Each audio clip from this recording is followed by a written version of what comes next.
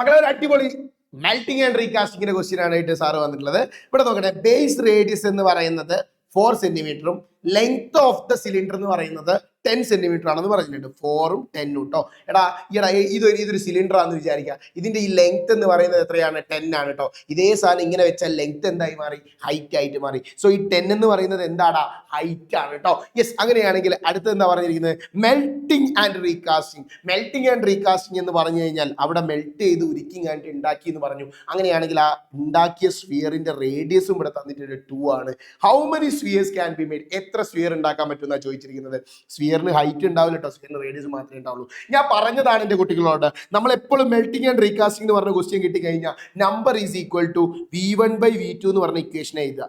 Number is equal to പറയണേ, V1 ആരാ? ഒന്നാമത്തെ വോളിയം, ദാറ്റ് ഈസ് πr²h ആണ്. രണ്ടാമത്തെ സ്ഫിയർ ആണ്. സ്ഫിയറിന്റെ വോളിയം 4/3 πr³ ആണ്. ഈ ഇക്വേഷൻ എഴുതി വെക്കുന്നു. അടുത്ത ലൈനിലേക്ക് വരുമ്പോൾ നമ്പർ ഈസ് ഈക്വൽ ടു പറഞ്ഞ് എന്താണ്? π ഇൻറ്റു r² ആരാ? ഒന്നാമത്തെ റേഡിയസ് 4 × ഹൈറ്റ് ആരാ? ഹൈറ്റ് 10. കുഴപ്പമുണ്ടോ? Divided by 4/3. ആ /3 കൂടി എടുത്ത് മുകളിലോട്ട് പോകും, കാരണം റെസിപ്രോക്കൽ ആയിട്ട് മുകളിലോട്ട് പോകും. ഡിവൈഡഡ് ബൈ അടിയിൽ പിന്നെയും ഡിവൈഡഡ് ബൈ വരാൻ പാടില്ല. ദാറ്റ് ഈസ് 4 × π ഇൻറ്റു ഇവിടെ r³ ഇല്ലേ? r³ എന്താ? ഇവിടെ റേഡിയസ് 2 ആണ്. 2 × 2 × 2 ഏതൊക്കെ വെട്ടിപ്പോകും ശ്രദ്ധിച്ച് നോക്കിയേ. പൈയും വെട്ടി. 4ഉം 2ഉം വെട്ടിയാൽ 2. 2ഉം 2ഉം വെട്ടാം. ഇവിടുത്തെ 4ഉം വെട്ടാം. ഈ പറയുന്ന 5ഉം 2ഉം വെട്ടിയാൽ ഇവിടെ 5 വരും.